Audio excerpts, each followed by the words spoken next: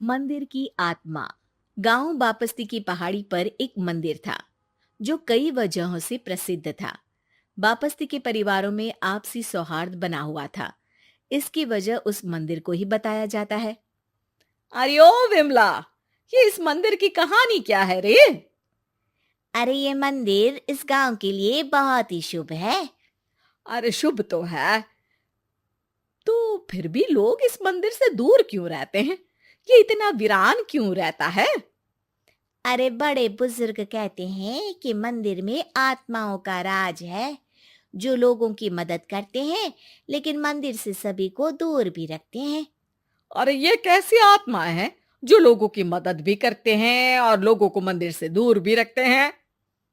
अरे यही चलता आया है यहाँ पर, इसीलिए कोई कुछ बोलता नहीं। क्योंकि जिसके घर में कोई भी परेशानी होती है तो बताते हैं कि इस मंदिर से उन्हें मदद मिलती है। अरे वाह, ये तो अच्छी बात है। तभी इस गांव में इतनी खुशहाली दिखती है। तभी बाहर किसी की चीखने चिल्लाने की आवाज आती है। दोनों बाहर निकलती हैं तो देखती हैं कि गांव के एक बुजुर्ग रो रहे हैं क्योंकि शहर से उन्हें कोई बुरी खबर मिली है। अरे क्या हुआ चच्चा, रो क्यों रहे हो आप? हाँ चाचा, बताओ ना, हुआ क्या? अरे क्या बताऊं बेटे, मेरा बेटा शहर गया हुआ था कमाने, लेकिन आज खबर मिली है कि उसका एक्सीडेंट हो गया। वो अस्पताल में भर्ती है।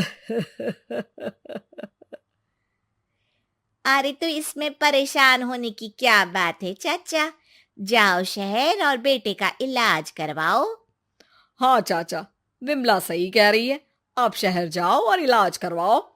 अरे कैसे इलाज करवाऊं, अभी पैसे नहीं है और शहर के अस्पतालों में इलाज का खर्चा लाखों में आता है। अरे चाचा, भगवान पर भरोसा रखो, कहीं ना कहीं से मदद जरूर मिल जाएगी। बस आज का दिन कैसे भी काट लो। अरे अब तो बेटा थोड़ा समय काटना भी मुश्किल होता जा रहा है।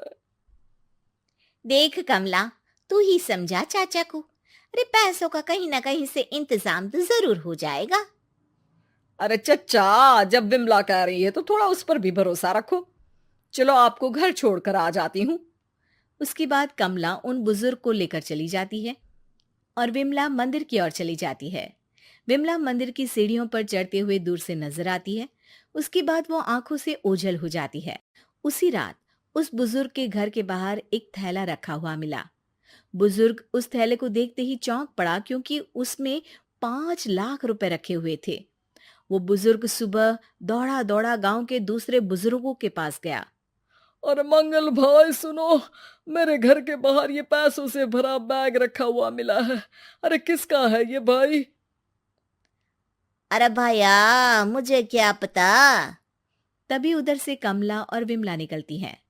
अरे बेटा सुन तो, देख ये क्या रखा हुआ था मेरे घर के सामने। कमला और विमला हैरानी से देखती हैं।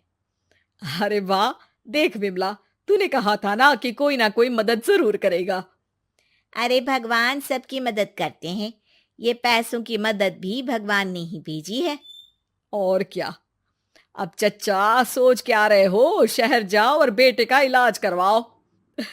ठीक है बेटियों, जो तुम कहो। चलो निकलता हूँ शहर बेटे का इलाज करवाने के लिए। अरे विमला, एक बात तो बता, ये इन्हें मिले तो कैसे मिले पैसे? अरे मैं ना कहती थी कि ये मंदिर सबकी मुसीबतों में मदद भेजता है। अरे वाकई बड़ी पुण्य आत्मा है मंदिर में। सो तो है, लेकिन उनके बारे में लोगों को कम ही पता है। अच्छा, और तुम्हें क्या पता है? अ, जितना पता था वो तो बता दिया। ना रे ना, मैं नहीं मानती। तू कुछ तो छिपा रही है। अरे कुछ ना छिपा रही, जो पता था वो बता दिया। मंदिर से लोगों को मदद मिलती है, बस इतना ही पता है। ठीक है बाबा, अब नहीं पूछूंगी। इसके बाद उसी रात कमला चुपचाप अपने कमरे से निकलती है और मंदिर की ओर चल पड़ती है। कमला धीरे धीरे मंदिर के दरवाजे पर पहुंचती है। अंदर से हल्की हल्की रोशनी आ रही थी। इसके बाद जो वो देखती है वो हैरान रह जाती है। कमला इसके बाद तेजी से वापस लौट आती है। दूसरे दिन सुबह सुबह। अरे विमला, तू तो छिपी रुस्तम निकली। है? ऐसा क्या छिपा लिया मैंने?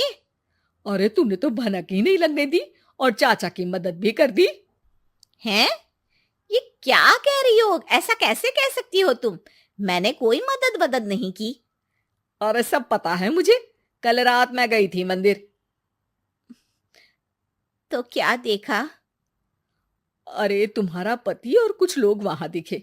बोरियों में नोट भरे हुए थे और सभी नोट गिनने में लगे हुए थे।